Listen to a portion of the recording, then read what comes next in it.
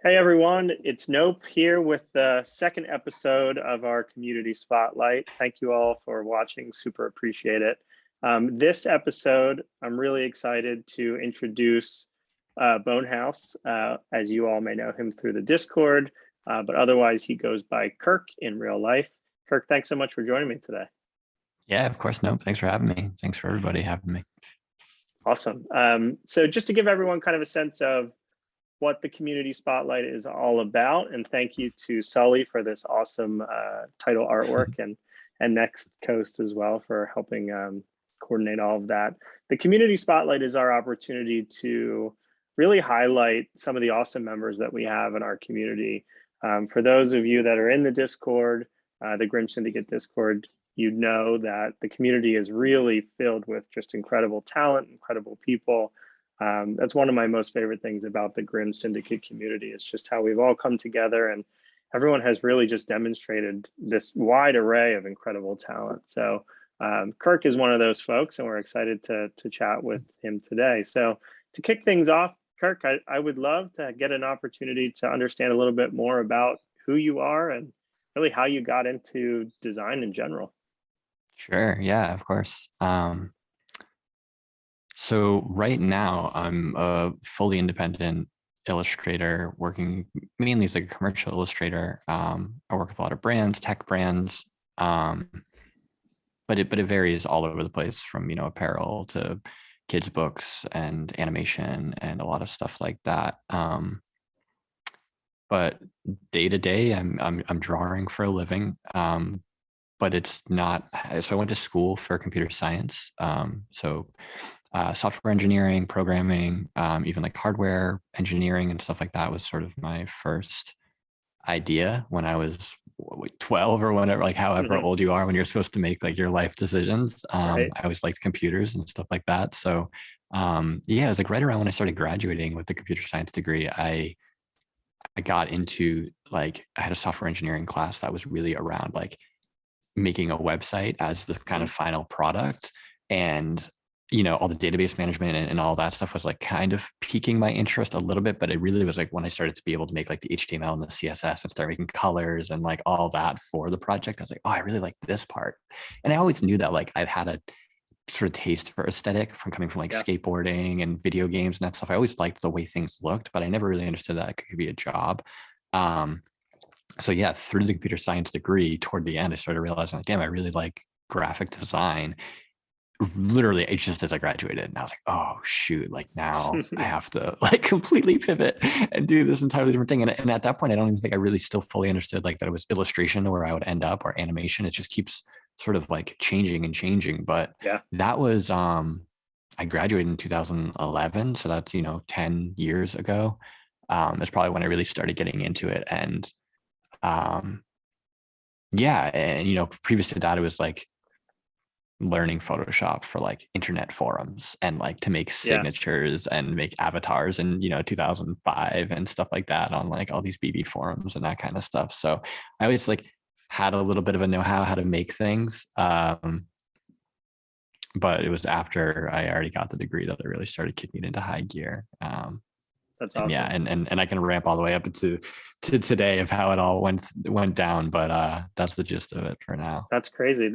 That's really funny. That mirrors my kind of history as well. Very similarly, I started school in computer science, and I was like, hold up, I wanted to build websites. I didn't want to like write software. That's not what I was in getting into. And when I was in school, I'm a little older than you. It seems like computer science was either software engineering, but web design like wasn't a thing yet. So it was really kind of that split. So it's interesting to see. It's funny too, because a lot of designers that I talked to was kind of the flip, right? Like they thought that they wanted to be a designer and then they sort of dabbled in the code aspect of things, maybe out of necessity. So it's interesting, your story about really diving into software engineering and then kind of flipping it back the other way. So super cool stuff. Yeah. Yeah, I'm really grateful for it too. I think like it makes the most interesting work, right? Is like all these different things makes an approach so much different. Like I have a much more orderly approach, and I really like the chaos of illustration and wackiness and all that. But I love systems, and like it's why I'm a digital illustrator, and why I can, and it's a lot of why I think I'm able to survive it with a career. As like, I think if I went to art school, they wouldn't have taught me like you can make emojis as a living, and you can make like Right. stickers for Facebook and like Snapchat filters, because it's just like you have to be a kid's book illustrator. So I think had I gone to school for art, I think they would have been like, all right, start doing charcoal drawings and value structures and all of these Right. things that I'm just not good at. And I would be like, cool, I'm not made for this, and I'm going to switch to something else. So I actually am really grateful for like that weird concoction. And I think like you're kind of saying that's for anybody, right? It's sort of like Yeah. you go to school just to figure something out, and then you bring what you can into that, and do something entirely different. Yeah. Yeah, absolutely. I love that. And I think that's what makes this space incredibly interesting. Not even just the NFT space, but truly the web, is that, you know, you can kind of fall into these pockets and then suddenly you're like, well, I didn't really even know that was a thing, but this is tangentially related, and, you know, you can kind of snowball. So I love that you're doing what, you know, you're passionate about. And I think that's actually a really great segue into, you know, how you found the Grim Syndicate and what brought you there. And I'd love then to just kind of talk about, you know, what kind of prompted you to dive into, you know, some of the derivative work that you were kind of getting into. Yeah. So I think even how I got into like the NFT space was,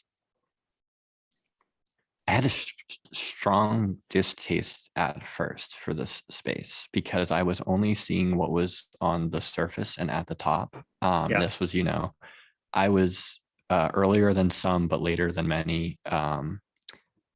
But, you know, let's say March of last year, so, you know, a year ago or so, I started really seeing them take off. And anyway, avoiding any of my annoyances and cynicism toward it, it's like,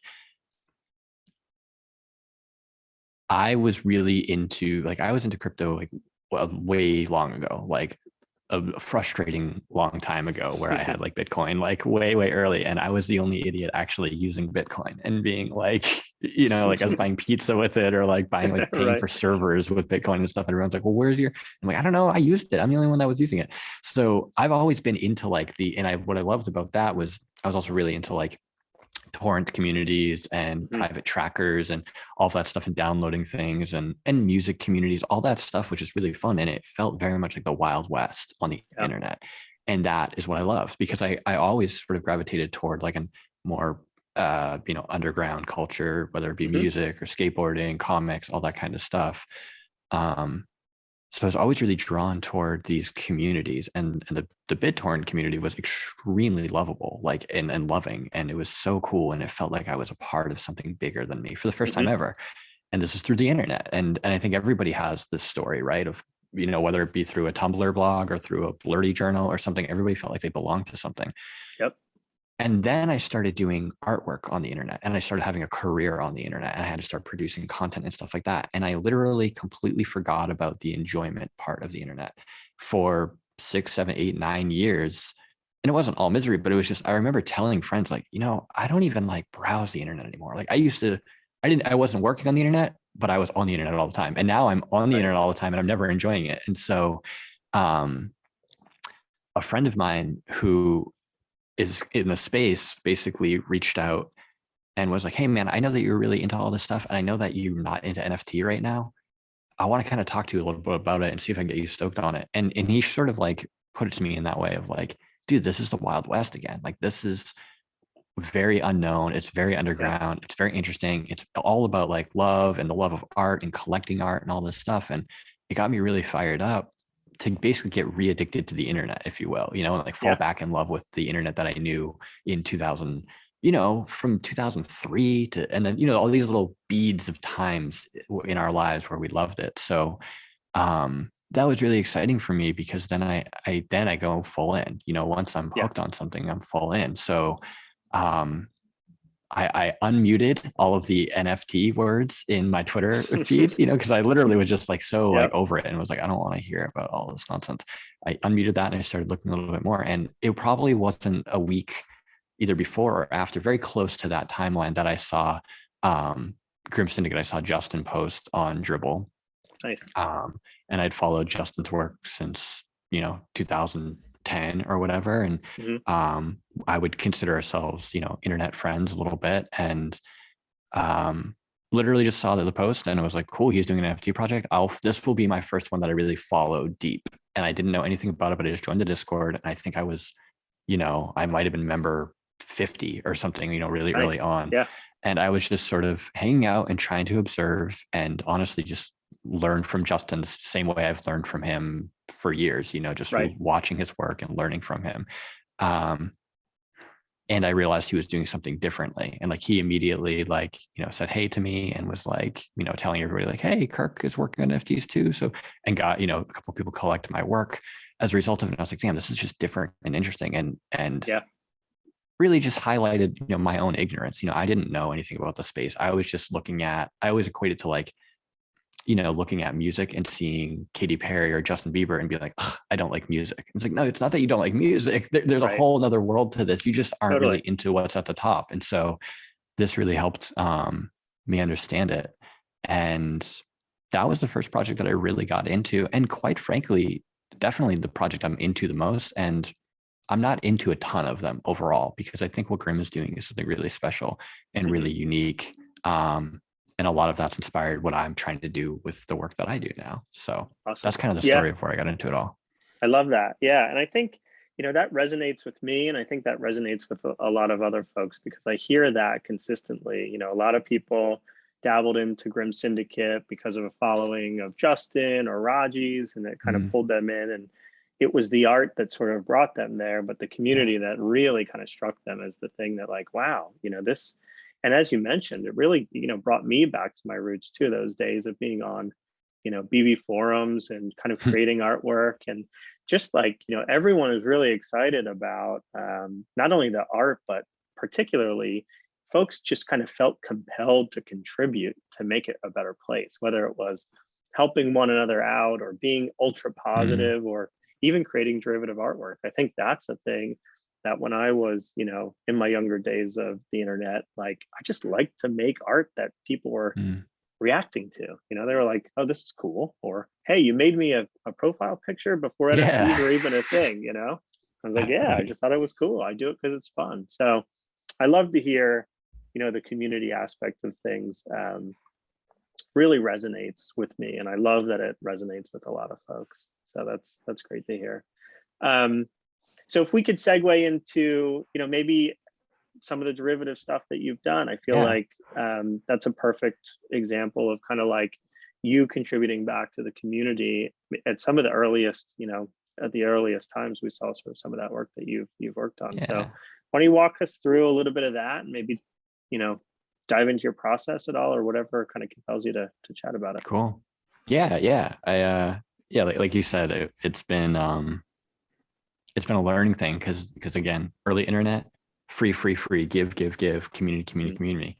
And then I develop a career in illustration where it's like cutthroat, make sure that you're not giving away anything free. You're never working for free. You're not working for totally. And then finding the merging of those two and Justin's been so great about even that with like making sure that they're not doing any sort of spec where they're getting people to like, oh, we have a talented user base, so let's have them work for us. It's never been that. It's always been about like, let's uplift the community. And I loved that. And that's part of why I wanted to do it. And just quite frankly, I was just compelled to draw a Grim because it was a way for me to basically rip off Justin and have it be legitimate. It's like, it's just totally. A great way to like work with his IP that he's been making. So, let me hop over to, let's see the first. So this was when I got my ancient, and even in the NFT space, to be totally honest with you, like I was never fully convinced of like, I wasn't like a Mr. like, well, we'll just right click and save it or anything, but I was like, I don't know how much ownership I'm going to really feel over collecting things. And I was a little bit like,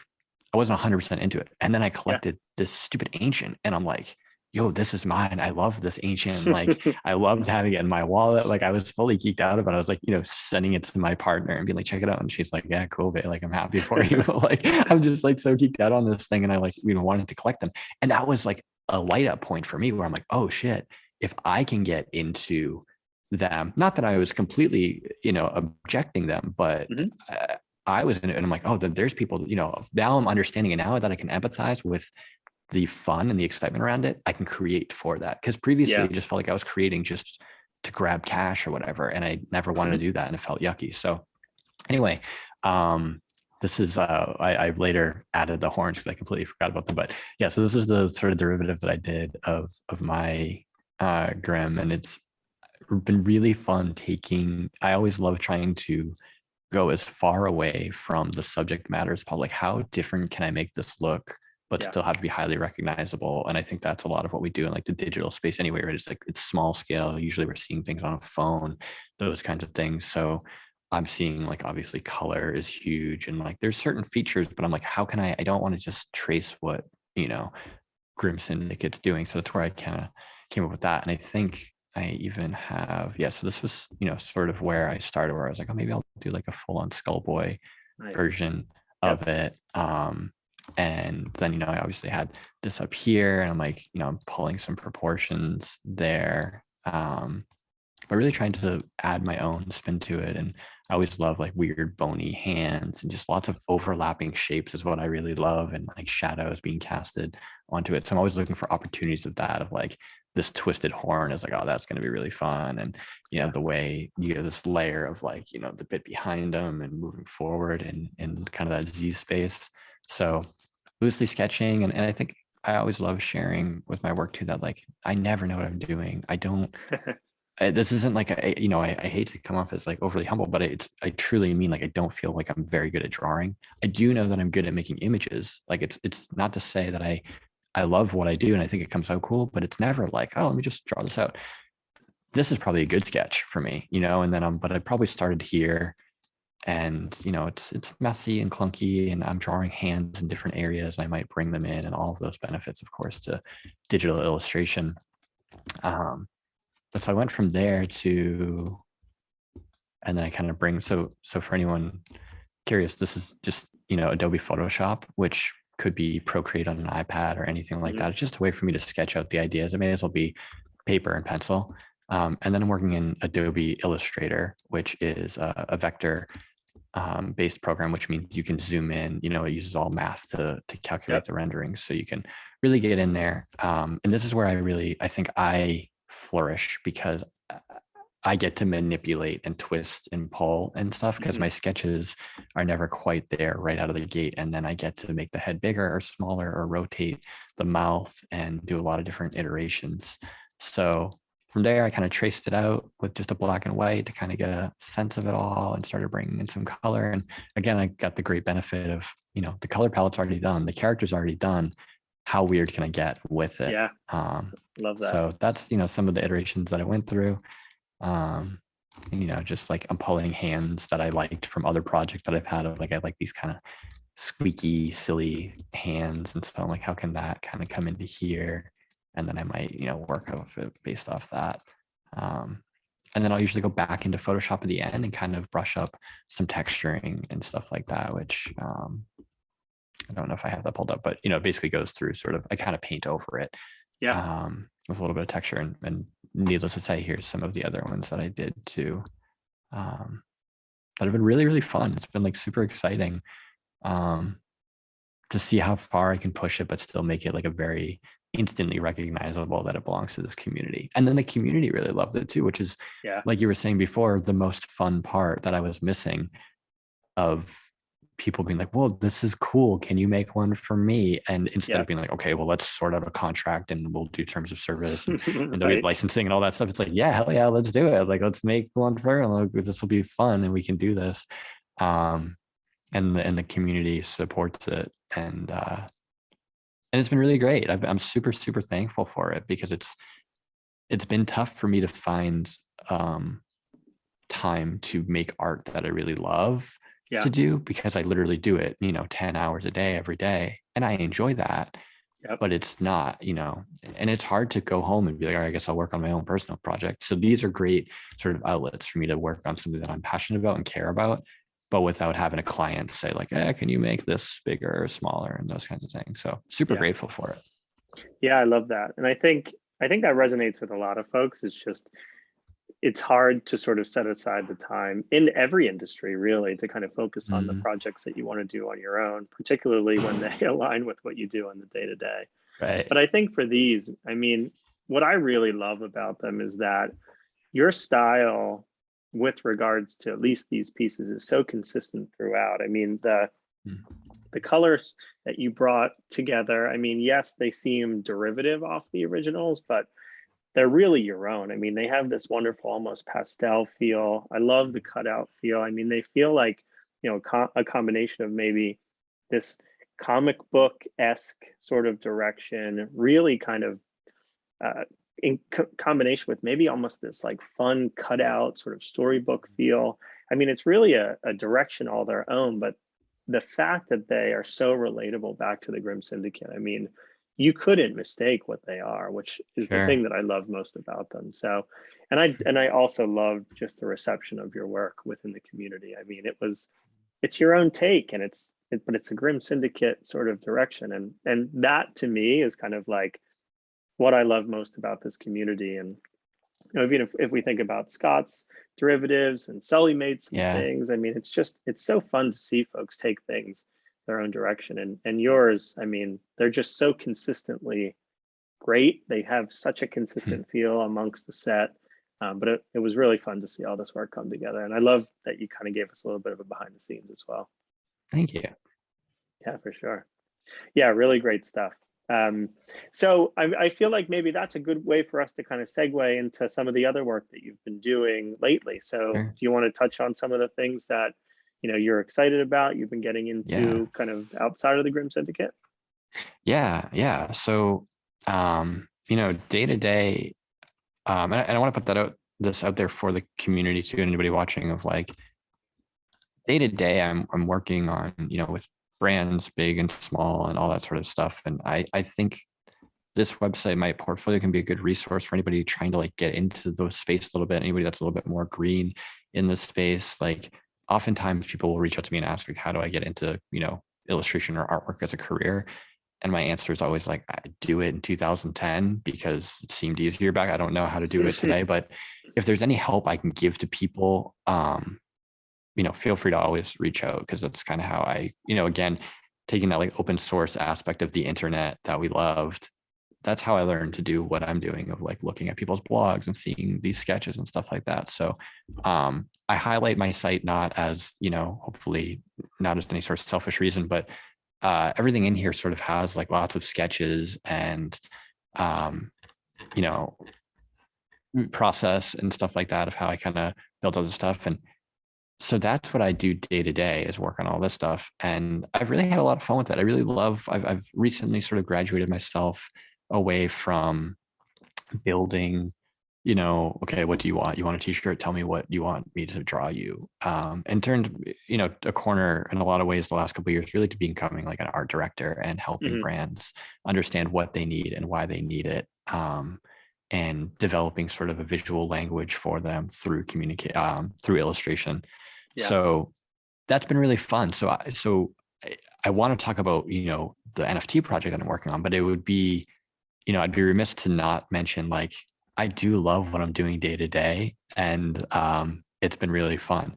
And this year is the year that I'm really trying to force myself to do what I'm calling more Kirk work, and finding more time to do the stuff that I truly care about. So love it. With that, I've been working on this NFT project probably for the last at least 3 months, maybe 4 months or so, called HockeyTown. And I'm trying to do things a little bit differently. So this is hopefully the website kind of shares everything that it is, but it's basically this idea. I wanted to draw characters, and drawing characters for likes on Instagram wasn't enough motivation for me to draw my own things at this point. Years ago it was, lately it hasn't been. And so I'm like, well, how can I want to draw characters weekly or whatever, and I want just a little simple story that I can make these based off of. How can I do that? And so the NFT space really seemed to like shine, of like, this is a great way to be able to make art and have people get into it, collect it, and have it be sustainable enough where like I can afford to be able to do it, you know, and I'm not staying out, because, you know, I'm 33 now. Like I got stuff to do, and I have, you know, houses to pay for, like all this, like, you know, it's like there's things to do, so it's more difficult. So I'm like, I can find a way to make something that I share it with the world and have everybody love it and get into it, and have it be sustainable. So this is where this came in. So basically it's this idea. I think it's a little bit different, that it's not a PFP like Grim, and it's not like a generative project. But it's basically one day everybody wakes up and sees on their phone, every screen sort of all flashes. And actually, let me jump down to, I got a little story bit of it. So an unknown entity has hacked all screens on Earth, and every screen basically flashes and says, time to play hockey. And so everybody around the world is basically like, what the heck does this mean? What's happening here? And they're all looking at their phones. And then, in fear of the consequences, everyone just starts trying to get ready to play hockey in 30 minutes, and maybe they've all got one duffel bag that was dropped off at their doorstep, that has some skates, a couple sticks and stuff, but in general, they need to scrap together what they've got. So there's all these different teams, these hockey teams that are going to be basically made into like hockey cards that are going to be collectible. And each, I'm calling them puck drops, or each drop, two teams go head to head. There's 10 editions of each team. And whichever team sells out fastest goes on in the bracket. And if they go on, that means there'll be another character. So, maybe this is the defenseman. There will be a forward for the Boxers if they win. And if the Boxers win again, then there will be a goalie. And that card will keep representing the team throughout the bracket. And it's also very like community supported, in that this project only exists if it's selling out. And so it's a low amount, it's 10 of each card. And I think it's an exciting way. I want people to really start feeling like, yo, I think Boxers has legs, or like, and even in the Discord so far, there's been people that are like, I think the finesse of Formula One is going to go along. And some people are like, no way, Boxers got the strength. And there's going to be 16 teams. And there's a couple more here, Astronauts Nights, and I've redacted some of them just because I want there to be some excitement around it. But I want people to get excited. And also the big thing is, see, what is that character going to look like? What does a robber look like in hockey gear? And again, it's not just throwing a hockey jersey on them. It's seeing, okay, maybe the robber is using some of the they kind of do the laser cut through the glass when they're like stealing diamonds. Maybe they got laser skates, or for sure they're going to have some cool masks and balaclavas and stuff like that on. So just really a fun experiment in character design, and a way for people to basically keep the fire under me of, if and when these sell out. Now I got to figure out, if Boxers wins. I didn't draw both Boxers and Formula all of the cards, because we might not need to draw Boxers if Formula One wins. So I'm going week to week, basically, doing these quickly. But again, the whole spirit of the project is these are really detailed drawings. And I think that's a big difference too in a lot of the space. Is a lot of these are, and Grim Syndicate is the best one, where everything looks beautiful. Some of the generative projects don't end up looking beautiful. It just looks like, a Lego toy box that gets smashed together and you get some kind of Frankenstein.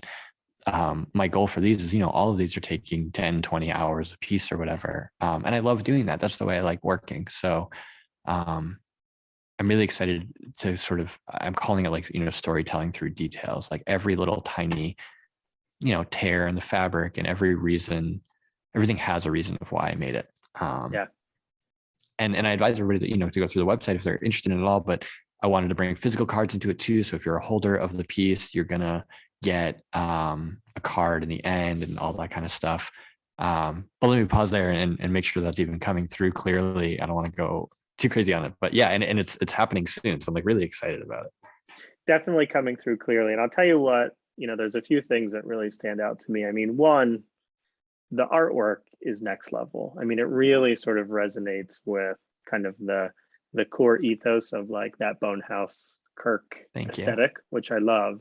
And I love to see it applied into a new space. And you can clearly see, you've put thought and energy into these pieces, these initial pieces, and really the entire narrative around it. I mean, everything sort of feels incredibly cohesive. But I'll tell you what I think I love most about it is just kind of the story, arc entirely. And the fact that you're giving such interesting utility to a project that, it sort of has like its own kind of like roadmap, right? And the roadmap is the story itself. So everyone who kind of gets involved is going to sort of be there with you as you're creating each of these new pieces. It's not like a a mint and done, right? And then they're like, oh, what do we do next? Yeah.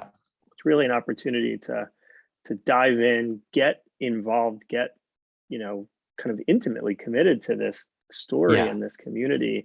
And the fact that you're capping it with kind of like a championship and a physical card, I mean, I think that's super, super dope. I mean, I love the whole idea as a whole. I think it's great. And I wish you nothing but success with it. Yeah, thanks. That's exactly what I'm trying to do. I think I'm realizing like I got really sick of this, like this project's going to get you rich, or it's going to, you're going to buy a mansion as a result of it. And I feel like the utility aspect of things is going to, and it's exhausting for a small creator like me. I don't have the ability to hire developers and do all this crazy stuff where I have to you have to keep reinventing the wheel, especially later in the space. And I couldn't do that. So I wanted to find a way of basically making the utility is the process, and being along for the journey is the utility. And there is no utility outside of that. And sometimes I'm being a little cheeky on Twitter and even in the copy through the site where I'm like, there's no utility, there's no blue chip, there's no, there's none of this, there's no whitelist, there's no all these things, because I'm trying to sort of see is this not going to be somewhat refreshing to people to not have to be running and chasing, trying to get the next thing. Instead, it's sort of, the old trope or the, silly thing of like, it's not about the destination, the journey is the destination. But I'm realizing more and more like that is the case here, is like being in the project is the fun thing. And I've got plans to do like season 2 or runner-up teams of like, yeah, we know who wins, but who got second place? And are these all rookie cards because it's their first year? Like, what do we do? And what happens to the winner? Like, there's this weird mythical thing that says they have to play hockey, so they get teleported to another planet to play another, like, we don't know what's going to happen yet. And that's really exciting. So I think you put it so elegantly, and I haven't heard it said that way. So that's why I'm like lighting up over it. It's like the utility is the process. The utility is being involved in it and rooting for your team. And you get cool art as a result too. Like, and hopefully down the line, Bonehaus becomes the next Beeple or whatever. And it'll be worth it for everybody to have supported something so early, and hopefully everybody can be a billionaire. I want that, but that's not the immediate goal. And I can't help but follow kind of in Justin's footsteps too, and all of Grim Syndicate and the ethos around it. I say Justin, but of course, Lothar and his brother as well. Like I don't want to downplay their involvement, of course. So I have to say that, but they followed authenticity. They just went with what felt right and what they trusted, and you can't stumble over that. And so sometimes when I'm getting a little bit down, where I'm like, oh, if this doesn't sell out, like what if this doesn't move? Because that's the scary thing, is if the 10 of one of the team doesn't go, oh, we're done. We're done, but we got to wait until the second day or the third day until it finally goes. So that's scary. But I got to think like this has got to work because I really care about it. So that's really what I'm going off of. And your words of encouragement go really far for me, because I could use it, because I'm very small overall. So I'm nervous. Yeah, well, listen, I mean, my dogs are barking, so apologies, but this space has really kind of transformed from one that felt very art-led initially, and then it's sort of like, well, what are the devs doing, right? And that's a little bit unfair. The expectations are unfair. The speed at which people expect this community and the space to move is a little bit unfair. It's like not every project needs staking and some liquidity pool that spits money back out. It's like it is okay to invest in an artist who's putting their heart and soul into the art. And I think what you're doing here is you're kind of reinventing, the process. And it's like that's the thing that I think is really interesting, and that's the thing that I'm super interested to continue to follow along with. That's what I fucking hope so, man. That's exactly what I'm hoping to do, really, is like without overstating it, because I know I'm not a martyr. I don't want any martyrdom syndrome, but like trying to just shave out a little bit of a different space for smaller creators to be able to make something without having to invest $50,000 into a development team or whatever that is. Because that's what's happening. Agencies are turning into NFT agencies and stuff, and that's great. But I just don't want people that are smaller like myself to get buried in that, where now if you don't, you can't start without doing something big. So that's my hope, is to not revolutionize, but just carve out a little bit of a corner of the internet, and hopefully show some other people like, cool, I can work on a project too. So yeah, thank you. Yeah, I love that so much. So Kirk, to wrap things up, I mean, why don't you give us a little sense of, how the mint process is going to go down? I know your drop's coming up relatively soon, so Yeah. how can folks get involved?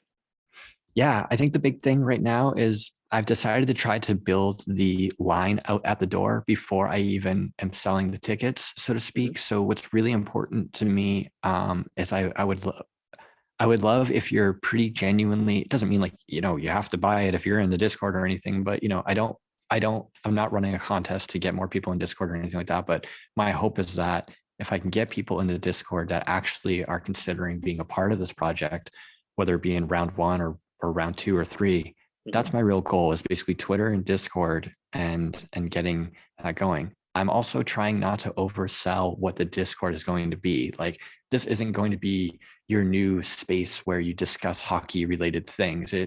I know there's other Discords for that. I think Grim Syndicate's Discord is amazing and has lots of different channels. I'm not trying to reinvent that or create a brand new community, but so Discord is going to be a really great spot for announcements and following along with the project. And quite frankly, to give me a decent sense of how many people are really actually interested in this. So that's a big thing for me. March 13th, I think, is March Madness for basketball. So there's a cheeky little twist to that of like, that's when HockeyTown is going to be dropping.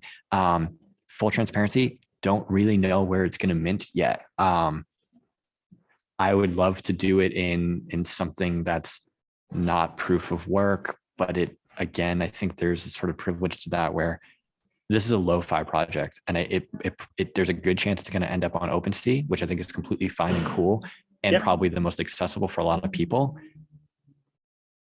And I'd love to see it go on something else as well. And I don't quite know yet, but I need to start figuring that out sooner than later. But, without creating our own contract and stuff like that, like, how can I do this so it actually gets out the door and gets started? Lo-fi, probably going to be on OpenSea, though I'm not totally sure. But at that same rate, my hope is that people joining Discord are ready to kind of go wherever the project goes. But yeah, so there's all that. And so these will be the 2 teams that are going to drop first. They'll go head to head, whichever one sells out first wins. And then again, there's no like concrete schedule around this, because if it takes 3 days for these to sell out, that's different from if it sells out in 5 minutes. But the idea is I want this generally to hopefully be like a 6 to 8 week project where there's all these different puck drops and we keep going through, and couple a week is kind of the idea, but there might be a bottleneck where I can't keep up with creating the art, and I always want to put the focus on the art first. So we'll kind of see how that goes. But the idea is, I keep telling myself like 6 to 8 weeks.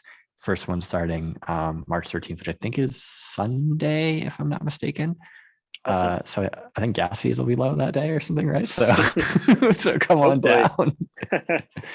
Awesome. Kirk, I mean, this is really great. I'm super thankful that you took the time to dig into your projects, your history, your background, some of the fun stuff that you've worked on for the Grim Syndicate. And like I said, I can't thank you enough for sharing all this with us and spending the time. And I wish you nothing but success on your project. So next steps, what I'll do is, I'll be sure to get this video shared out. I'll add the links to your Discord, to your Twitter project, to your website, anything else that makes sense for you. And we'll encourage some folks to come check it out.